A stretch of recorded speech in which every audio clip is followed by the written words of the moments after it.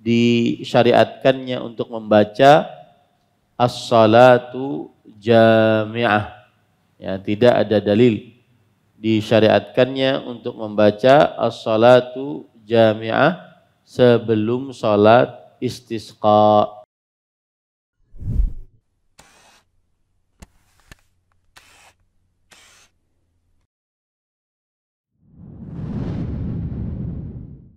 Assalamualaikum warahmatullahi wabarakatuh. Bismillahirrahmanirrahim. Innal hamdalillah nahmaduhu wa nasta'inuhu wa nastaghfiruh wa na'udzu billahi min shururi anfusina wa sayyiati a'malina. Man yahdihillahu fala mudilla lahu wa man yudlil fala hadiyalah. Wa ashhadu an la ilaha illallah wahdahu la syarika lah wa ashhadu anna Muhammadan abduhu wa rasuluh. Ya ayyuhalladzina amanu taqullaha haqqa tuqatih wa la tamutunna illa wa antum muslimun. Ya ayyuhan nasu taqu rabbakumul ladzi khalaqakum min nafsin wahidah wa khalaqa minha zawjaha وبث منهما رجالا كثيرا ونساء واتقوا الله الذي تساءلون به والأرحام إن الله كان عليكم رقيبا يا أيها الذين آمنوا اتقوا الله وقولوا قولا سديدا يصلح لكم أعمالكم ويغفر لكم ذنوبكم ومن يطع الله ورسوله فقد فاز فوزا عظيما أما بعد فإن أصدق الحديث كتاب الله وأحسن الهدي هدي محمد صلى الله عليه وعلى آله وسلم وشر الأمور محدثاتها وكل محدثة بدعة وكل بدعة ضلالة وكل ضلالة في النار. Alhamdulillah, kita bersyukur pada Allah Subhanahu wa taala pada hari ini, hari Selasa malam 12 Rajab 1445 Hijriah bertepatan dengan 23 Januari 2024. Kita dimudahkan oleh Allah Subhanahu wa taala untuk kembali duduk bersama mengkaji kitab Umdatul Ahkam min kalami khairil anam fima ittafaqa alaihi al-Bukhari wa Muslim yang ditulis oleh Al-Hafidh Abdul Ghani Al-Maqdisi rahimahullahu ta'ala. Salawat dan salam semoga selalu Allah berikan kepada Nabi kita Muhammad sallallahu alaihi wa ala alihi wasallam, pada keluarga beliau, para sahabat serta orang-orang yang mengikuti beliau sampai hari kiamat kelak.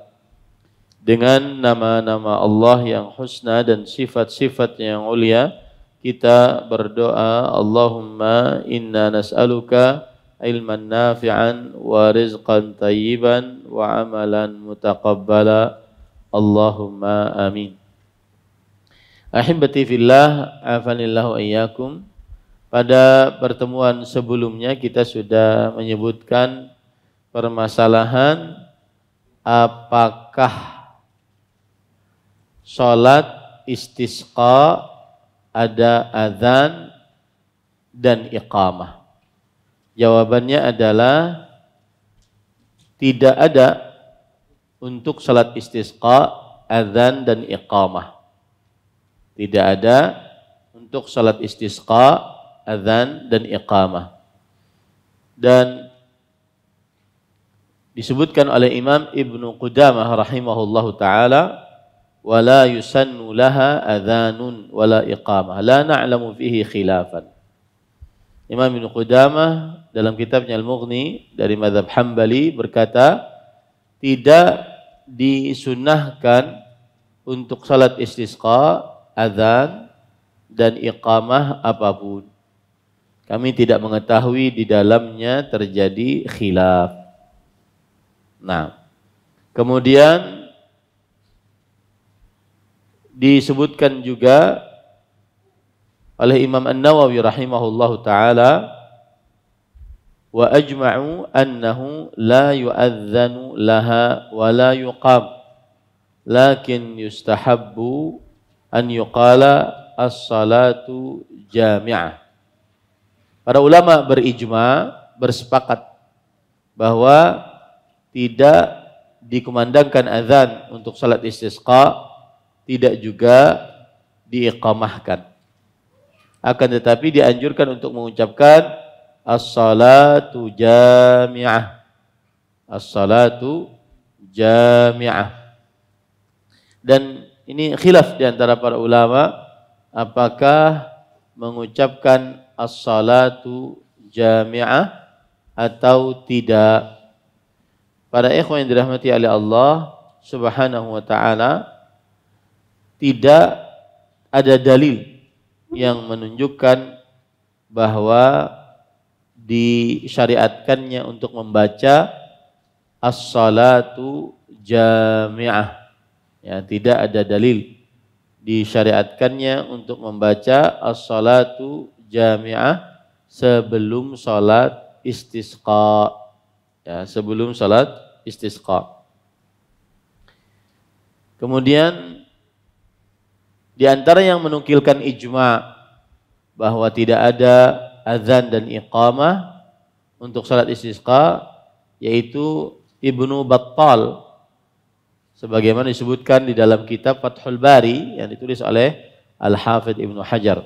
Ibnu Battal juga menukilkan ijma' bahwa untuk salat istisqa tidak ada azan dan tidak ada iqamah. Baik, kemudian para ikhwan yang dirahmati oleh Allah Subhanahu wa taala, mana yang lebih didahulukan? Salat di dalam salat istisqa, khutbah atau salat istisqa? Mana yang lebih didahulukan di dalam salat istisqa? Khutbah untuk salat istisqa atau salat istisqanya? Terjadi ikhtilaf di antara para ulama rahimahumullahu taala. Ada yang mengatakan khutbah sebelum salat, seperti salat Jumat. Khutbah sebelum salat seperti salat Jumat. Ya. Kemudian ada yang mengatakan salat dahulu lalu khutbah seperti salat Id. Seperti salat Id. Dan ini adalah pendapat Imam Malik, Imam Syafi'i, kemudian salah satu riwayat dari Imam Ahmad. Dan Imam An-Nawawi rahimahullahu taala berkata, wa huwa madhhabul ulama'i kaffah. Dan ini adalah madhabnya para ulama seluruhnya. Dan mereka berdalil, yaitu pendapat yang kedua ini berdalil dengan hadis Abu Hurairah radhiyallahu anhu, yang di dalamnya disebutkan fasalla bina raka'ataini bila adzanin wala iqamah thumma khatabana. Hadis riwayat Imam Ahmad dan Imam Ibnu Majah, dan hadisnya lemah. Ya, hadisnya lemah. Kenapa? Karena ada An-Nu'man bin Rashid Al-Jazari, dan dia adalah seorang rawi yang lemah. Seorang rawi yang lemah. Kemudian pada ikhwan yang dirahmati oleh Allah, ada yang mengatakan tadi pendapat yang pertama adalah seperti salat Jumat, khutbah dulu baru salat. Dan ini adalah pendapat yang diriwayatkan dari ulama salaf, yaitu para sahabat. Di antaranya Umar bin Khattab, Abdullah bin Zubair, kemudian Aban bin Uthman rahimahullah, Hisham bin Ismail, kemudian Ibnu Hazm, Al-Laits bin Sa'ad, Ibnu Al-Munzir. Dan pada ikhwan yang dirahmati oleh Allah Subhanahu wa taala, ada dalil yang dipakai adalah hadis riwayat Aisyah dari Abu Daud yang di dalamnya disebutkan wa nazala fa shalla rakaatain. Kemudian beliau turun dari mimbar lalu salat 2 rakaat. Para ikhwan yang dirahmati oleh Allah Subhanahu wa taala, pendapat yang ketiga boleh memilih antara ini dan itu. Khutbah dulu atau salat dulu. Boleh memilih. Dan ini adalah salah satu riwayat dari riwayat Imam Ahmad rahimahullahu taala. Jadi kalau mau mengerjakan seperti yang tersebar di tengah masyarakat mazhab Syafi'i di Kalimantan Selatan, maka berarti seperti salat Id, yaitu khutbah salat dulu baru setelah itu khutbah. Dan ini juga pendapat yang dikuatkan oleh Imam Ibnu Utsaimin rahimahullahu taala, tetapi tadi dalilnya lemah. Ya, dalilnya lemah. Nah, yang jelas itu ada khilaf. Dan kalau saya tidak menguatkan salah satunya, maka berarti silahkan pilih. Ya, kalau saya tidak menguatkan salah satunya berarti silahkan pilih. Mana yang lebih kuat. Nah, kemudian apakah sholat istisqa 1 khutbah atau 2 khutbah? 1 khutbah atau 2 khutbah? Maka jawabannya adalah ada yang mengatakan dia 1 khutbah, ada yang mengatakan dia 2 khutbah, ada yang mengatakan sama, silahkan memilih antara 1 atau 2 khutbah. Pendapat yang mengatakan 2 khutbah adalah pendapat Imam Malik dan Imam Asy-Syafi'i dan salah satu riwayat dari Imam Ahmad dan juga riwayat dari al-fuqaha us-sab'ah. Al-fuqaha as-sab'ah, yaitu ahli fikih yang 7. Dan ahli fikih yang 7 tersebut adalah di antaranya Sa'id ibn Musayyab, Urwah ibn Zubair, Al-Qasim bin Muhammad bin Abi Bakar As-Siddiq, Ubaid bin Utbah bin Mas'ud, Kharijah bin Zaid bin Thabit, Sulaiman bin Yasar. Kemudian yang ketujuhnya terjadi ikhtilaf di antara para ulama. Ada yang mengatakan Abu Salamah bin Abdurrahman bin Auf, ada yang mengatakan Salim bin Abdullah bin Umar bin Khattab radhiyallahu anhum wa rahimahum. Nah, ini pendapat al-fuqaha as-sab'ah, yaitu 2 khutbah. Ya, 2 khutbah. Layaknya salat, layaknya khutbah apa? Khutbah Jumat. Ya. Nah. Baik, para ikhwan yang dirahmati oleh Allah Subhanahu wa taala,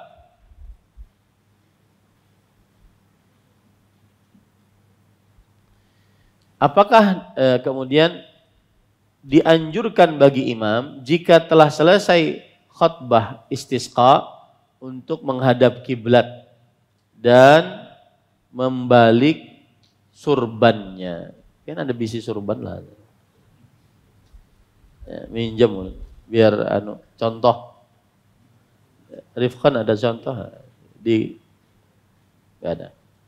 Baik, dianjurkan bagi imam jika telah selesai khutbah istisqa untuk menghadap kiblat. Jadi khutbahnya kan menghadap jamaah. Kemudian telah selesai khutbah menghadap kiblat dan membalik surbannya. Imam Ibnu Qudamah rahimahullah berkata, wa yustahabbu an yuhawwila ridaahu fi hali istiqbalil qiblah. Ketika berbalik badan menghadap kiblat, maka dia merubah dan membalik membalik surbannya. Imam An-Nawawi rahimahullah berkata, wa fihi dalilun lisyafi'i wa malikun wa ahmad wa malikin wa ahmada wa jamaahiril ulama fi istihbabi tahwilir rida wa lam yastahibbuhu Abu Hanifah. Di dalam hal ini terdapat dalil bagi pendapat Imam Malik, Imam Syafi'i, Imam Ahmad, dan jumhur ulama tentang anjuran membalikkan surban, dan tidak dianjurkan oleh Imam Abu Hanifah. Jadi berbeda dengan pendapat tiga imam yang lain. Ya. Imam Asy-Syaukani rahimahullah berkata, fihi istihbabu istiqbal qiblah halat tahwil rida. Di dalamnya dianjurkan untuk menghadap kiblat saat membalikkan surban. Saat membalikkan surban.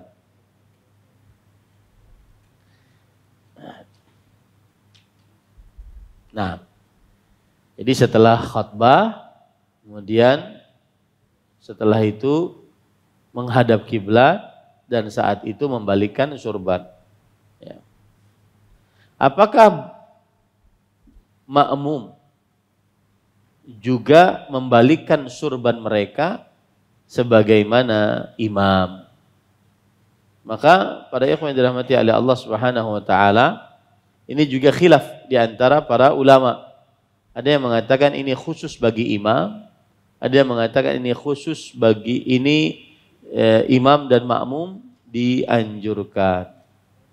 Ya, imam dan makmum dianjurkan. Pendapat yang ketiga tidak dianjurkan sama sekali, baik bagi imam atau makmum. Para ikhwan yang dirahmati oleh Allah, yang mengatakan bahwa ini khusus bagi imam, makmum tidak perlu, adalah pendapat para tabi'in, di antaranya Sa'id ibn Musayyab, Urwah bin Zubair, kemudian tabi'in Sufyan bin Sa'id bin Masruq al-Thawri, kemudian ulama-ulama setelahnya Laits bin Sa'ad, kemudian Abu Yusuf dari mazhab Hanafi, Muhammad ibn al-Hasan dari mazhab Hanafi, ya, bahwasanya ini khusus untuk imam. Khusus untuk imam.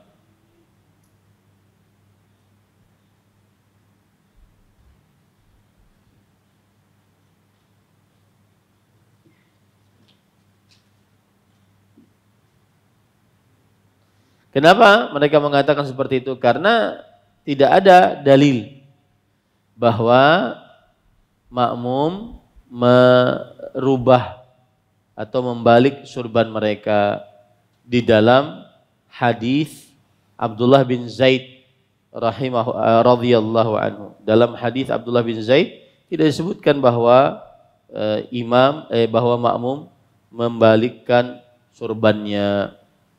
Itu dalil mereka. Pendapat yang kedua adalah dianjurkan baik bagi imam atau makmum, dan ini adalah pendapat jumhur ulama, mayoritas para ulama. Ya, ini pendapat mayoritas para ulama rahimahumullahu taala.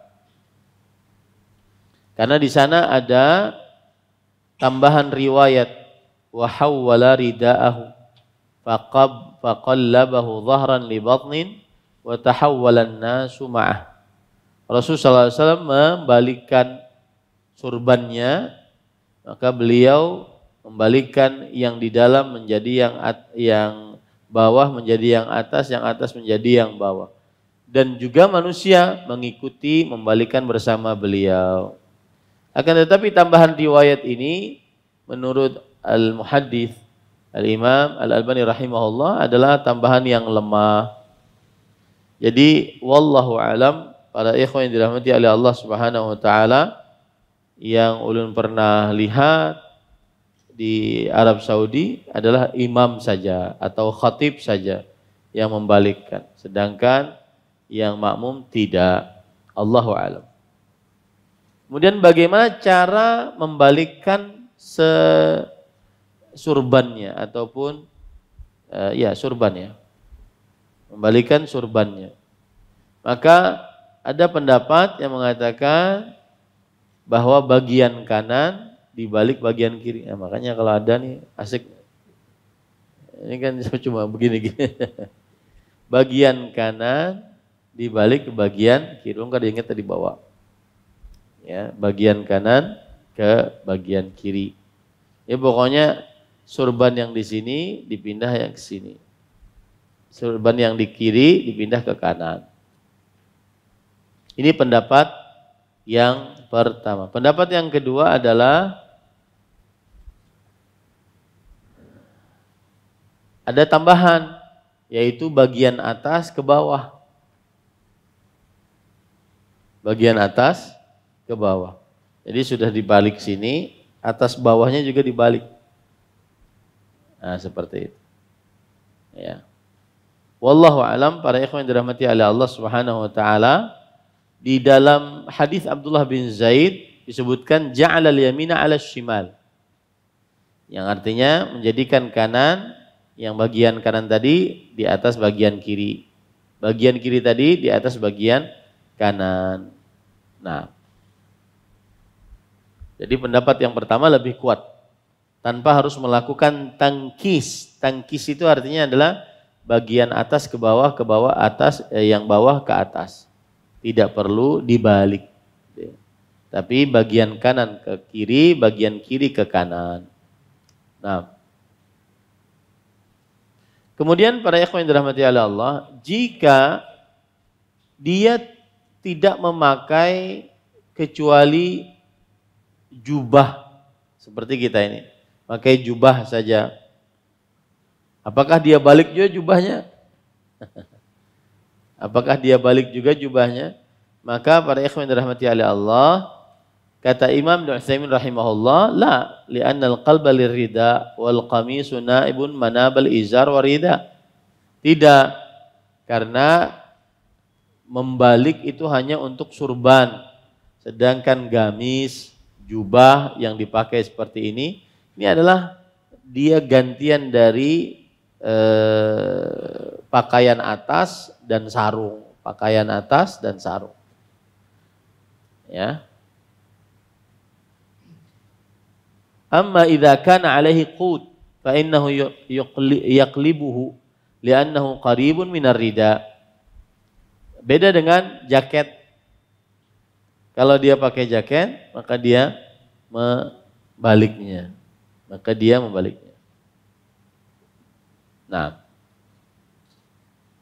kemudian para ikhwan dirahmati oleh Allah Subhanahu wa taala, apabila doa minta hujan pada waktu khutbah Jumat, maka tidak ada di dalamnya membalik surban, tidak juga menghadap ke kiblat. Kalau khutbah Jumat, maka jika si khatib ingin doa istisqa, tidak perlu dia membalik surbannya, tidak perlu juga dia menghadap ke kiblat. Ini dikatakan oleh Al-Hafidz Ibnu Hajar dalam kitab Fathul Bari, wa idkhalu du'a il-istisqa fi khutbatil jum'ah wa du'a bihi 'alal minbar wa la tahwila fihi wal istiqbal. Artinya, memasukkan doa minta hujan saat khutbah Jumat atau berdoa minta hujan di atas mimbar, tidak ada pemindahan atau pembalikan ya pakaian atau surban, dan juga tidak ada menghadap kiblat. Wal ijtira'u bi salatil jum'ah an salatil istisqa, ya.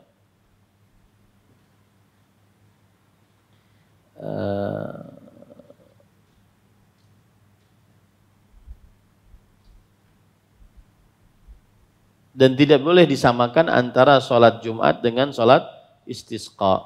Ya, tidak boleh disamakan antara sholat Jumat dan sholat istisqa. Taib. Kemudian para ikhwan yang dirahmati oleh Allah, dianjurkan doa secara lirih saat menghadap ke kiblat. Dianjurkan doa secara lirih saat menghadap ke kiblat. Berkata Imam Ibnu Qudamah rahimahullah, ulama dari mazhab Hambali, wa yustahabbu an yad'uwa sirran hala istiqbalil qiblah. Dianjurkan untuk berdoa secara rahasia saat menghadap ke kiblat. Wa innama yustahabbul israr, dan dianjurkan untuk israr, artinya dengan rahasia, tidak dengan suara yang keras.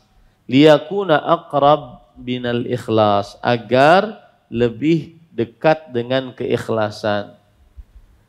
wa ablagh fil khusyu'i wal khudu'i wat tadarru' wa asra' fil ijabah, agar lebih dalam kekhusyuannya, ketundukannya, kepatuhannya, dan lebih segera dikabulkan. Allah Subhanahu wa taala berfirman dalam surah Al-A'raf ayat 55, ud'u rabbakum tadarruan wa khufyah. Berdoalah kalian kepada Rabb kalian dengan penuh ketundukan dan tersembunyi. Wa ustuhibbal jahru bi ba'dih li yusmi'an nasa fayu'minuna ala du'aihi. Dan dianjurkan beberapa dengan suara yang keras agar orang mendengar sehingga mereka mengaminkan doanya. Nah, ini pendapat dari Imam Ibnu Qudamah dalam kitab Al-Mughni, juga disebutkan dalam kitab Al-Majmu' Syarh Muhadzab yang ditulis oleh Imam An-Nawawi rahimahullahu taala. Baik. Kemudian permasalahan selanjutnya, apakah makmum mengaminkan, ya? Apakah makmum mengaminkan doa imam atau mereka berdoa sendiri? Maka jawabannya, para ikhwan yang dirahmati Allah, disebutkan oleh Al-Hafidz Ibnu Rajab dalam kitab beliau Fathul Bari, wal maqsudu min hadzal hadits fi hadzal bab anna al-ma'mumina yarfa'una aydiyahum idza rafa'a al-imam yadahu wa yad'una ma'ahu. Bahwa maksud dari hadis ini adalah para makmum mengangkat tangan-tangan mereka jika imam mengangkat tangannya dan berdoa bersama imam. Berdoa bersama imam. Wa mimman qala innan nasa yad'una wa yastasquna ma'al imam Malikun wa Ahmadu. Dan dari antara para ulama yang berpendapat bahwa para makmum berdoa dan minta hujan bersama imam adalah Imam Malik berpendapat demikian, Imam Ahmad berpendapat demikian. Wa qala ashabu Syafi'i in sami'u du'a al-imam amminu alaihi. Sedangkan ulama mazhab Syafi'i mengatakan kalau makmumnya mendengar imam sedang berdoa, diaminkan. Wa illam yasma'u da'u. Tapi kalau tidak mendengar apa yang diucapkan oleh imam, khatib, maka mereka berdoa sendiri. Mereka berdoa sendiri. Nah, ini para ikhwan yang dirahmati oleh Allah Subhanahu wa taala. Jadi Imam Malik, Imam Ahmad berpendapat bahwa makmum mengaminkan doanya imam. Sedangkan Imam Syafi'i sama juga mengaminkan juga. Cuma kalau enggak kedengaran enggak usah amin. Itu aja pendapatnya. Jadi jumhur ulama mengatakan diaminkan apabila terdengar, apabila imam sedang berdoa. Nah, ataupun apabila sang khatib sedang berdoa. Kemudian dianjurkan untuk mengangkat tangan yang tinggi saat minta hujan di dalam doanya. Ya. Caranya bagaimana? Coba kita baca hadis riwayat Imam Muslim dari Anas bin Malik radhiyallahu an, bahwa ra'aitun nabiyya sallallahu alaihi wasallam yarfa'u yadayhi fi du'a hatta yabdu bayadu ibtaihi. Aku pernah melihat Nabi Muhammad SAW mengangkat kedua tangan di dalam doa sampai terlihat putih kedua ketiak beliau. Di dalam hadis riwayat Muslim, anna Nabi SAW istasqa fa asyara bi dhahri kaffaihi ila sama. Bahwa Nabi Muhammad SAW berdoa minta hujan, maka beliau memberikan isyarat dengan dhahar, ya, kaffaihi ila sama. Jadi begini. Ya, jadi punggung dari telapaknya ke langit, punggung dari telapaknya ke langit. Ini para ikhwan yang dirahmati oleh Allah Subhanahu wa taala. Al-Hafidz Ibnu Rajab Al-Hambali mengatakan para ulama berbeda pendapat tentang sifat mengangkat tangan dalam berdoa saat minta hujan. Ya, sesuai dengan riwayat-riwayat yang ada. Dan di sana ada 5 riwayat. Yang pertama yaitu memberikan isyarat 1 jari ke langit. Memberikan isyarat 1 jari ke langit. Ini yang pertama. Ada riwayatnya seperti itu. Yang kedua, mengangkat kedua tangan dan membentangkannya dan menjadikan perut dari telapak tangan ke langit. Ya, perut dari telapak tangan ke langit. Dan ini dalam hadis Anas bin Malik radhiyallahu an. Kemudian juga itu yang dilakukan oleh Rasulullah sallallahu alaihi wasallam saat khutbah Jumat.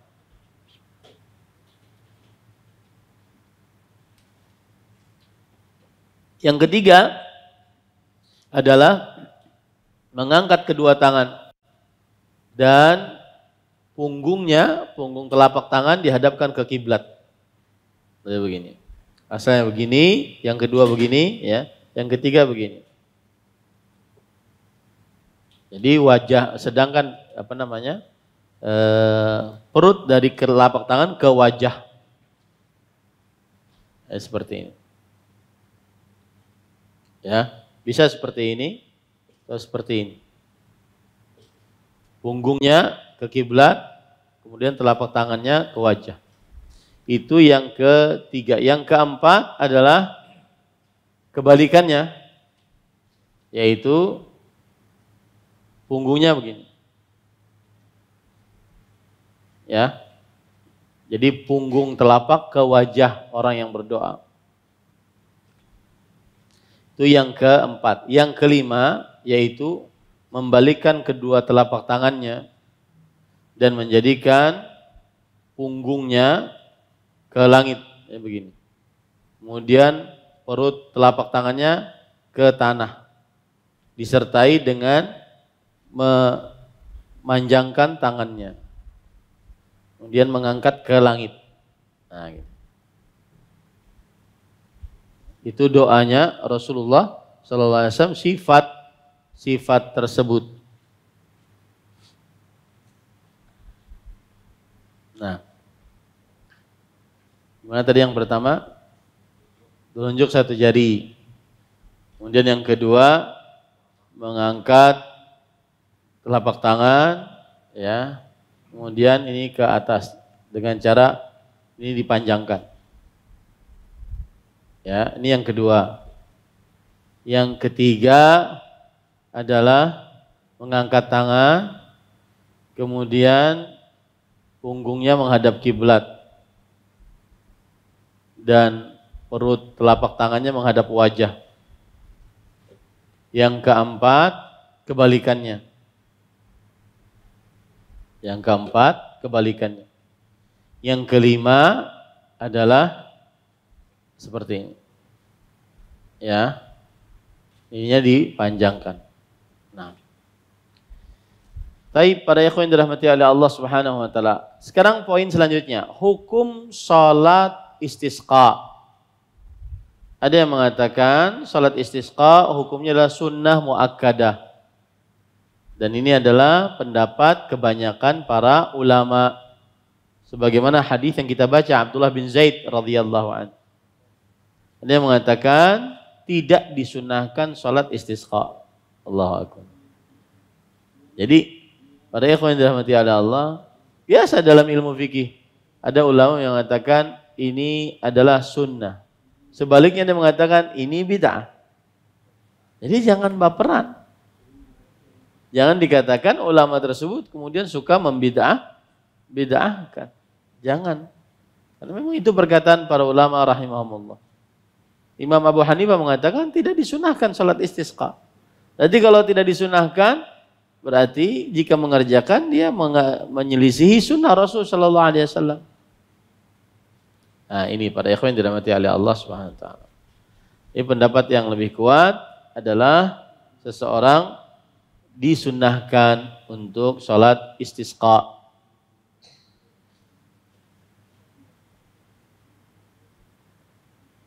Nah, kemudian permasalahan selanjutnya.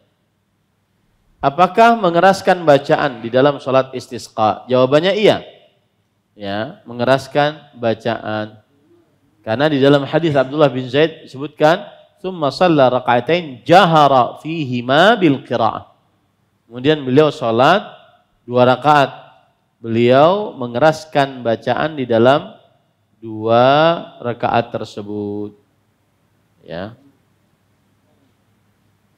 Kemudian Imam Al-Hafidz Ibnu Rajab mengatakan dalam kitab Fathul Bari, la ikhtilafa bainal ulama alladzina yarawna al-istisqa annahu yujharu fihima bil qiraa'ah wa nuqil al-ijma'.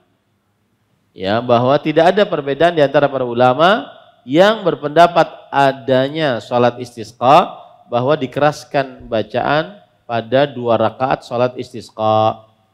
Dan bahkan dinukilkan ijma' atasnya. Baik. Kemudian bagaimanakah tata cara sholat istisqa? Ya, terjadi ikhtilaf di antara para ulama rahimahumullahu taala. Yang pertama, sholat istisqa seperti sholat Id. Allahu Akbar, kemudian 7 takbir tambahan di rakaat pertama. Rakaat yang kedua takbir perpindahan, kemudian 5 takbir tambahan. Dan ini pendapat Sa'id bin Musayyab, Umar bin Abdul Aziz, Ibnu Hazm, Daud Al-Zahiri, Imam Asy-Syafi'i, Imam Ahmad rahimahumullahu taala. Nah, ini adalah dilaksanakan seperti sholat Id. Ya. Pendapat yang kedua, tidak ditakbirkan di dalam sholat istisqa seperti takbir sholat Id. Akan tetapi dia sholat 2 rakaat seperti sholat sunnah pada umumnya. Dan ini adalah pendapat Imam Malik, Imam Al-Auza'i, Abu Thawr, Ishaq bin Rahawai, salah satu riwayat dari Imam Ahmad rahimahullahu taala. Mereka mengatakan hadis Abdullah bin Zaid yang kita baca dalam kitab ini, Abdullah bin Zaid dalam sholat istisqa tidak disebutkan ada takbir pertambahan. Nah,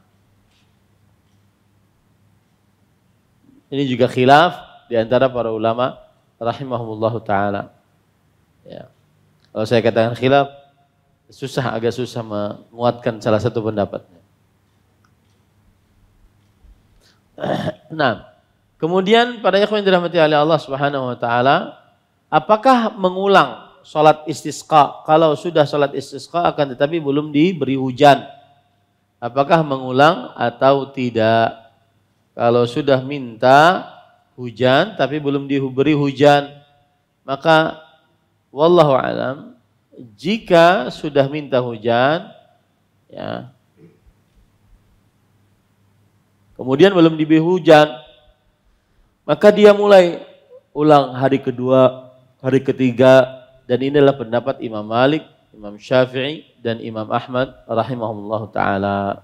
Tidak mengapa, ya para ikhwah, mengulang-ulang salat istisqa lebih dari 1 kali jika belum diberi hujan. Dan tidak mesti harus mengulangnya di hari kedua, hari ketiga, tidak. Tetapi beda hari ketiga tidak apa. Beda tanggal juga tidak mengapa. Artinya tidak mesti harus berurutan.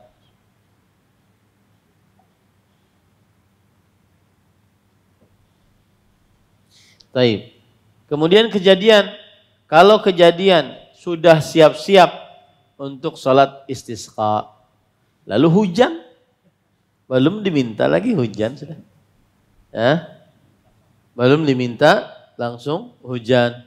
Maka jawabannya para ikhwan yang dirahmati oleh Allah Subhanahu wa taala, berkata Imam An-Nawawi, "Idza ta'ahabu lis-shalah wal istisqa, fasuqu qabla dzalik ustuhibba lahumul khuruj ila mawdi'il isqa lil wa'd wad du'a wasyukur bila khilaf." Jika sudah persiapan untuk salat dan untuk istisqa, maka kemudian diberi hujan sebelum terjadi salat dan khutbah, maka dianjurkan bagi mereka untuk keluar ke lapangan luas agar bisa memberikan nasihat, berdoa, dan bersyukur. Nasihat, berdoa, dan bersyukur. Nah, ini para ikhwan yang dirahmati oleh Allah Subhanahu wa taala.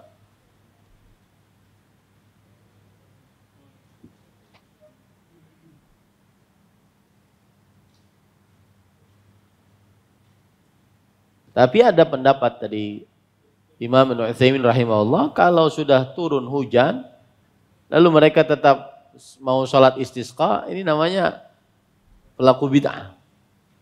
Kenapa? Karena sholat istisqa disyariatkan untuk minta hujan. Kalau sudah turun hujan tidak perlu lagi sholat.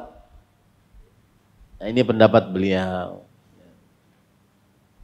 Tapi pendapat yang dinukilkan oleh para ulama terdahulu, lebih dahulu lebih beliau dan kebanyakan para ulama, bahwa jika sudah persiapan untuk sholat entah hujan, maka kemudian diturunkan hujan, maka dianjurkan untuk keluar ke lapangan agar mendengar nasihat, agar mendengar doa, agar mendengar ajakan bersyukur tanpa ada khilaf.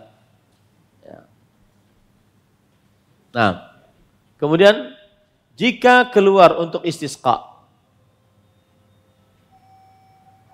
lalu diberikan hujan sebelum sholat. Ya, diberikan hujan sebelum sholat. Artinya sudah mau takbir nih, hujan. Maka kata Imam Ibnu Qudamah, "Shallu syukran lillah." Salatlah sebagai bentuk kesyukuran kepada Allah. Wa hamiduhu wad'uuhu, dan berdoalah kepadanya, pujilah Allah Subhanahu wa taala. Ya, ini para ikhwan yang dirahmati oleh Allah Subhanahu wa taala. Masalahan terakhir yang ada dalam bab salat istisqa, jika hujannya terlalu lebat sampai membahayakan, maka disunahkan untuk berdoa, Allahumma hawalaina wala alaina. Ya Allah, berikan hujan di sekitar kami dan tidak pada kami yang mendatangkan bahaya. Allahumma hawalaina wala alaina. Kemudian apakah disyariatkan untuk berdoa sholat berjamaah juga dalam menghentikan hujan yang terlalu lebat? Ini subhanallah ya. Hujan terlalu lebat, hujan tidak ada hujan salah, hujan terlalu lebat salah. Ya. Nah, itulah dunia. Kebanyakan salah, kekurangan salah, ya. Kalau di akhirat tidak ada seperti itu. Tidak ada. Taib, para ikhwan dirahmati oleh Allah, maka jawabannya kata Imam An-Nawawi rahimahullah, istihbabu talab inqita'il matar 'alal manazil. Dianjurkan untuk meminta turunnya hujan, minta terputusnya hujan pada rumahan-rumahan. Wal marafiq idza kathura wa tadarraru bihi. Dan juga tempat-tempat selokan-selokan kalau banyak hujannya dan terjadi bahaya pada mereka. Walakin la tusyra' lahu shalah, tetapi tidak disyariatkan untuk salat atasnya. Ya, minta agar disampingkan hujan atau dihentikan hujan tidak disyariatkan untuk salat. Wala ijtima' fi sahra, dan tidak juga disyariatkan untuk berkumpul di padang pasir. Ya. Ini para ikhwah. Maka sunnahnya adalah seorang berdoa mengangkat tangan, Allahumma hawalaina wala alaina. Sunnahnya seperti itu, sendiri-sendiri dan tidak dikomandoi, tidak berjamaah, tidak pada setelah sholat berjamaah juga. Nah, dengan ini selesai pembicaraan tentang sholat istisqa. Ya. Kita satu bab lagi tentang sholat, atau dua bab ya, sholat khauf, kemudian sholat jenazah atau pengurusan jenazah. Nah, setelah itu baru selesai pembicaraan tentang sholat, nanti masuk kepada zakat. Jadi dua bab lagi insyaallah ta'ala. Betul tidak? Hah? Tidak terasa ya, Masya Allah.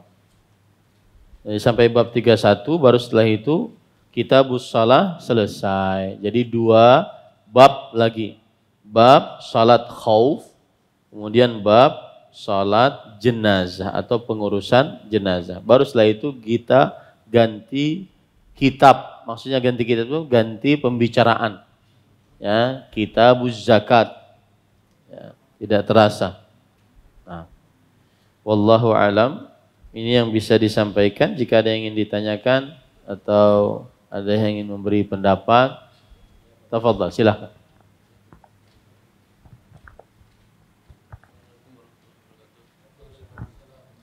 Apakah sholat istisqa itu dilakukan pada saat musim hujan tapi tidak turun-turun hujan? Atau di saat musim kemarau kita membutuhkan hujan, Pak Ustaz? Terima kasih. Yang jelas sholat istisqa itu dikerjakan saat memerlukan hujan. Mau dia musim hujan, dia musim panas, saat tidak turun hujan. Kita minta hujan. Ya. Wallahu a'lam. Tafadhal. Assalamualaikum warahmatullahi wabarakatuh. Waalaikumsalam warahmatullahi. Ada 2 pertanyaan. Yang pertama, tadi kan kalau sholat istisqa ketika khatibnya mengangkat tangan, makmumnya juga mengangkat tangan dan mengaminkan. Jadi kalau sholat Jumat Bang, bagaimana kalau khatibnya mengangkat tangan? Apakah dituruti dan diaminkan juga? Itu yang pertama. Yang kedua, di luar tema, menungkari atau membeli bon sopir. Misalkan kan sekali ngangkut upah sopir tuh 50.000, tapi bayarnya tuh kan setengah bulan, lalu dijualnya 45.000. Jadi apa hukumnya menungkari bon sopir tersebut? Ya, bismillah, walhamdulillah, wassalatu wassalamu ala rasulillah wa ala alihi wa ashabihi wa man walah, amma ba'd. Untuk pertanyaan pertama, jawabannya adalah apabila seseorang sholat istisqa, tadi dikatakan imamnya kalau mengucapkan amin atau khatibnya mengucapkan doa, maka diaminkan oleh para makmum dan juga mengangkat tangan. Ya. Apakah di dalam sholat Jumat juga demikian? Jawabannya tidak. Karena belum ada riwayat sholat Jumat para makmum mengangkat tangan dan mengaminkan doa imam atau doa khatib. Demikian. Kemudian yang kedua, ulun belum paham pertanyaannya. Ini permasalahan persupiran. Apa kisahnya sampai menungkar bon-bon itu kayak apa? Gini, stop. Sopir itu kan upahannya tuh dikasih bon senilai sekali tarik tuh misalnya 50.000 harga bonnya tuh. Cuma bayarnya dari perusahaan tuh setengah bulan. Lalu dia perlu uang, dijualnya bon tersebut seharga 45.000. Jadi apa hukumnya yang menungkari bon tersebut? Jadi kan nilai bonnya tuh 50.000. Lalu bonnya kan tidak bisa diuangkan. Nanti yang membeli itu yang menguangkan ke perusahaan. Jadi kan dapat untung 5.000. Apa hukumnya? Di sini masuk ke dalam jual beli. Kalau memang bonnya itu berharga, maka boleh dijual. Halal, sebagaimana dia menjual barang yang halal. Masalah dia mengurangi dari harganya, dia meninggikan dari harganya, itu terserah yang menjual. Asalkan barang itu berharga. Bon itu memang benar-benar bisa berharga. Ya. Kemudian setelah dibeli, dia berikan kepada perusahaan, kemudian dapat lebih karena memang harganya 50.000. Maka pada saat itu sah saja. Wallahu a'lam. Oh, kalau khatib mengangkat tangan, jawabannya adalah tidak disyariatkan khatib mengangkat tangan. Yang Nabi Muhammad SAW lakukan di atas mimbar pernah mengangkat satu jari saja. Wallahu a'lam. Nah. Assalamualaikum warahmatullahi wabarakatuh. Ada hubungannya dengan ini Pak Ustadz. Nah. Saya kan pernah menjual barang Pak Ustadz. Nilai barang saya itu sekitar 200 juta. Terus saya sama pembeli itu dibikinkan cek. Cek tuh cek mundurnya sekitar 2 minggu. 2 minggu 200 juta. Tadi beli barang, bukakan cek 2 minggu. Terus cek ini kan tidak saya bisa uangkan sebelum tanggalnya jatuh tempo. Terus cek ini saya jual ke teman saya seharga 190 juta. Jadi saya di situ merasa kerugian. Saya kerugian 10 juta karena saya membutuhkan uang cepat gitu Pak Ustaz. Ya. Apakah perilaku saya ini termasuk riba atau gini Pak Ustaz? Terima kasih. Allahu a'lam, saya enggak tahu.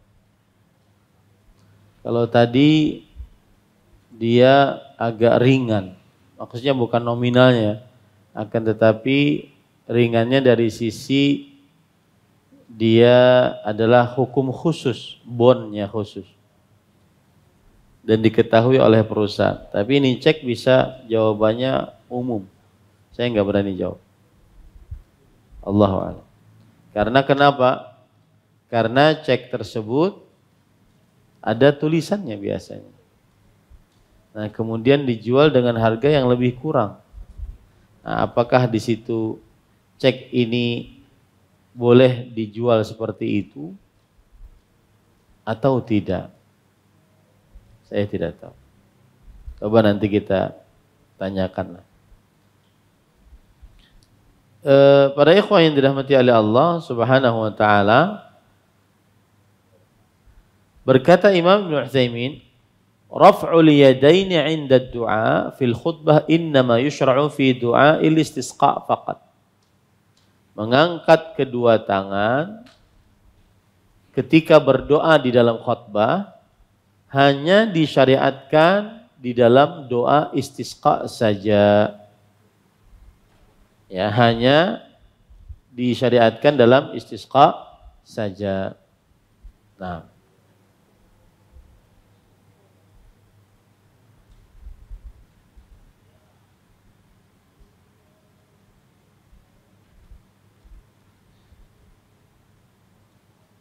adapun selain itu wa fi ghairi dzalika la rafa'. Selain itu tidak mengangkat.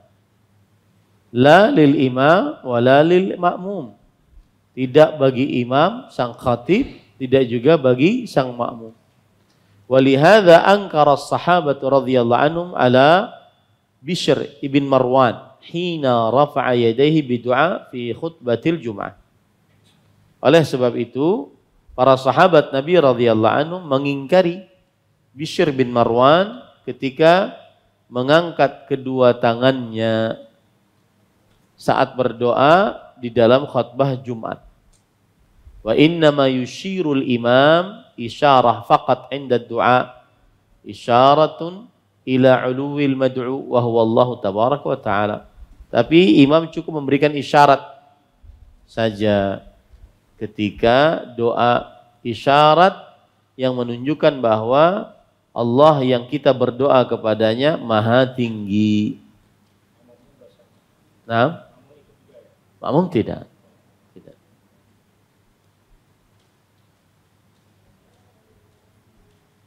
Nah, ini yang dikuatkan, ini yang kita kuatkan. Jadi khutbah Jumat, makmum, imam tidak mengangkat tangan saat berdoa. Kalau ingin memberikan isyarat, maka diperbolehkan. Satu isyarat telunjuk. Wallahu a'lam. Nah, ada yang lain?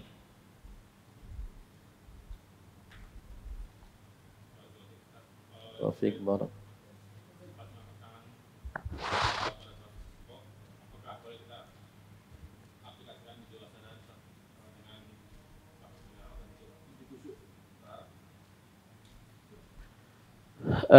Lima tadi. Salah satu dari 5 mengangkat tangan di dalam doa istisqa. Apakah doa boleh juga kita angkat seperti kita berdoa biasa tidak minta hujan. Maka jawabannya adalah boleh saja, tidak mengapa. Tetapi yang dipakai oleh Rasulullah SAW adalah saat doa istisqa. Tapi tidak mengapa dia memilih salah satu dari sifat doa tadi saat berdoa yang umum, yang biasa, tidak minta istisqa, tidak mengapa. Nah, ada lagi? Cukup kiranya. Ini yang bisa disampaikan. Wa sallallahu nabiyana Muhammad walhamdulillahirabbil alamin. Kita cukupkan dengan kafaratul majlis. Subhanakallah bihamdik asyhadu an la ilaha illa anta astaghfiruka wa atubu ilaik. Wassalamualaikum warahmatullahi wabarakatuh. Terima kasih. Jazakumullah khairan wa barakallahu fikum. Video ini dibuat atas partisipasi dari donasi Anda. Semoga menjadi amal jariah bagi Anda semuanya.